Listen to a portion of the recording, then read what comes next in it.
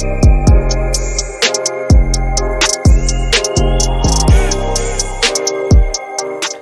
hi, welcome to my channel. My name is Chastity. Here we talk about beauty, entertainment, celebrities, books, movies, anime, TV shows, and kind of anything else that garners my attention this week. Before we get into today's video, Wednesday, September 22nd is my 1-year anniversary of posting my very first YouTube video. So as a celebration, I was thinking in the comment section, under this video, you guys could leave me questions, whether it's about me, the YouTube channel, any of my past videos, any unpopular opinions. Just kind of leave those comments down below and I can put them together and then make a whole video kind of answering them to celebrate my 1-year anniversary. Now, before we get into the main points of this video, I will be doing a quick rundown of the Gabby Petito situation for anybody who is unaware or anyone who has not been caught up with the situation.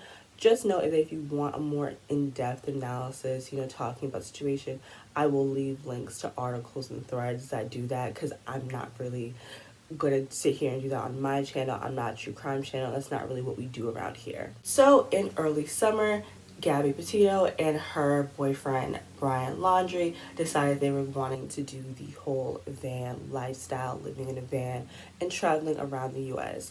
With that decision, they also decided to start their own couple YouTube channel documenting their whole new lifestyle.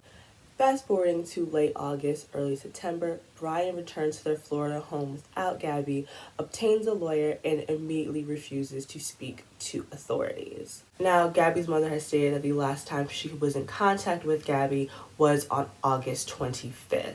We later find out that prior to the last time she was seen on August 25th, Gabby and Brian were actually stopped by police because someone had called in for a domestic violence situation between the two.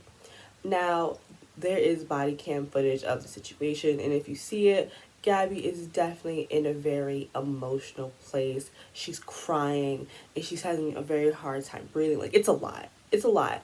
And the police on the scene seem to find nothing wrong with this situation. Both parties don't want to press charges, so the police just let them go. And now, as of Friday, September 18th, Brian has been reported as a missing person. His family said the last time they had spoken to him was on Tuesday, and that his last possible location was in Carlton's Reserve, which is an extremely huge area that would take police weeks to fully search. Now, me and a lot of other people would like to understand how police lost their only person of interest in this situation. The only person that has any idea what could have possibly happened to Gabby was somehow able to completely disappear.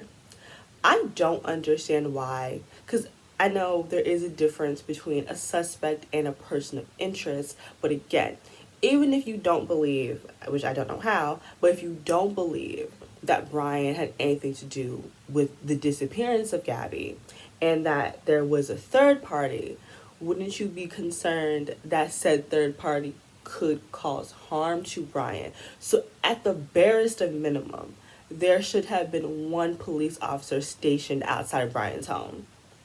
Again, the only person of interest, the only person that probably has any idea what happened to Gabby, most likely always going to be the last person to have seen her. And somehow he was able to just disappear. This now takes us to Sunday, and the FBI announced they found a woman who fits the description of Gabby. Now, police were able to find Gabby's body because of a YouTuber who was going back through their footage, and they noticed in the footage that you could see a van that fits the description of the van that Gabby and Brian were traveling in, and then they took that tip and gave it to the police. The police actually ended up searching the area, and a couple 100,000 feet from where the van was depicted in the video, they found Gabby's body. So because of social media, this case blew up, especially over on TikTok. Now, this section of my video is for the small section of true crime TikTokers who seemed to be enjoying this situation, seemed almost gleeful while talking about the situation surrounding Gabby Petito while making 15 to 20 monetized videos about the situation. I want y'all to know you're going to hell in gasoline draws. Because far too many of you seemed like you were enjoying talking about the situation, that this was somehow fun, that this wasn't a real person, that something couldn't have happened to a real person, to someone's daughter. Making monetized after monetized video with just a little twinkle in your eye.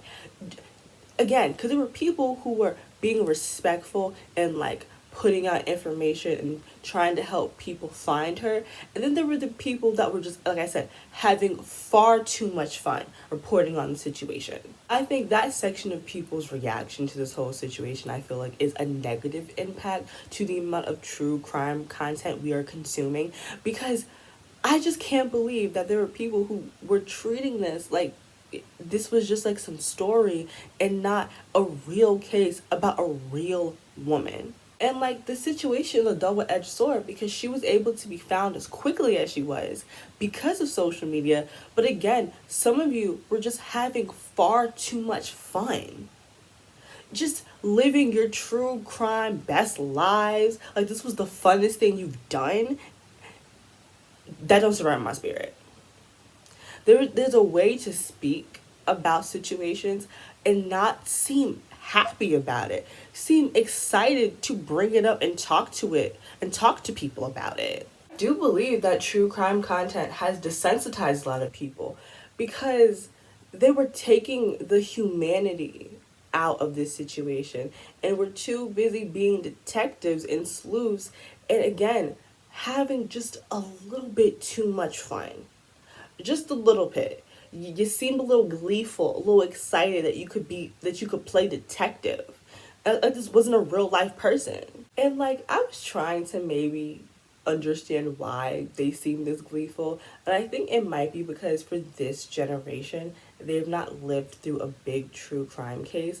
Like I feel like a lot of the kids on TikTok were too young or not even born for the Casey Anthony situation, too young or not born for Amanda Knox and situations like that. So this is the first time in real time they've experienced a case like this, but that still doesn't give an excuse for the excitement. Having too much fun. It don't sit right with me. And with this situation, just as a Black woman, I just can't help thinking about the fact that like if Black, brown, and indigenous women who go missing got half the coverage that Gabby got, how many of them could actually be found? I think this situation is the best example of a phenomenon called missing white woman syndrome. Now, that's a real last name that sociologists have dubbed this situation. This is not just something that like Twitter has made up. That's the official like academic term for this situation. Now, missing white woman syndrome refers to the extensive media coverage that white women get compared to everyone else. Not only do white women get extensive media coverage, they get repeated media coverage. So that is 5-10 articles written about them. That's hour by hour updates on news stations. If you allowed this country's media to tell the story, you would actually believe that only white women went missing, when in actuality Black women make up 35% of all missing person reports. White women are the most protected group of people in this country. Many riots have started because of the rape or murder of white women, or that one time that white woman's grave got desecrated. If you don't know that situation, Bailey Sarian has a whole like podcast called Dark History about it.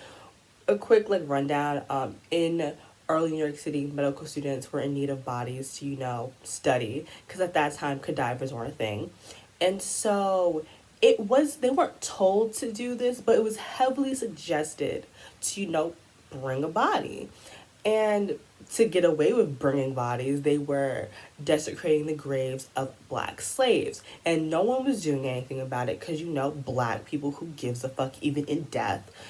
Until they had actually desecrated the grave of a white woman. And then the whole town fucking started a riot looking for them and beating up medical students. Again, anything happens to a white woman, dead or alive, people will go up.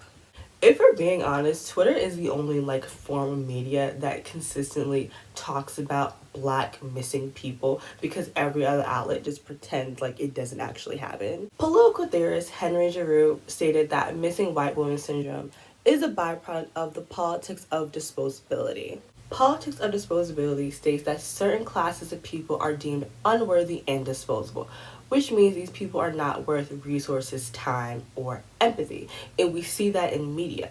That is why white women going missing is always front page news, and black, brown, indigenous women are barely ever mentioned. News outlets have decided that missing white women are worth more in views and ad revenues. That's why when they go missing, they are pushed so much in media versus any other group of people, because they believe that more people will tune into the news for a missing white woman over a missing black, brown, or indigenous woman, or men for that instance, because men go missing all of the time, and you rarely, if ever, actually hear any coverage about missing men either. But everyone cares about missing white girl. And again, media makes it seem like the only people that are cared about is white women, because we're talking about famous cases of missing people or of murders. We are talking about the violence happening towards white women. If we're talking about serial killers, majority of their victims, the ones who are famous, the majority of their victims are white women. No one ever mentions like Samuel Little, because majority of his victims were black women and sex workers. He is not a well-known person because he wasn't killing white women. So he is just lost in like all of the stories.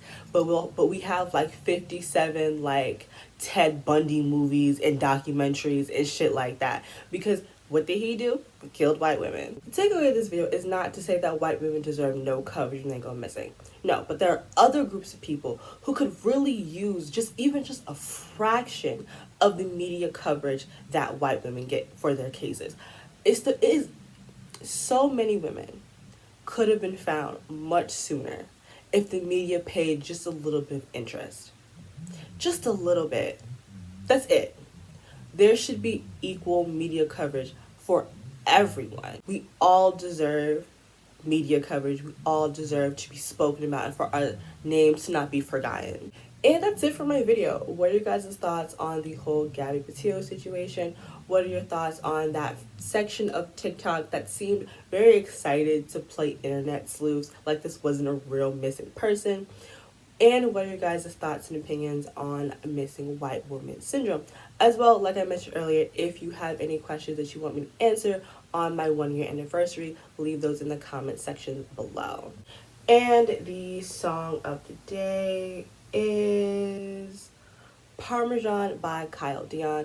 Kyle Dion actually dropped like his newest project, and I really think you guys check that out. It's really good. My favorite songs are, of course, Parmesan, Pink Mink, and Appetite. So yeah, that's it for me. Don't forget to like, comment, and subscribe, and I'll see you guys in my next one. Bye guys.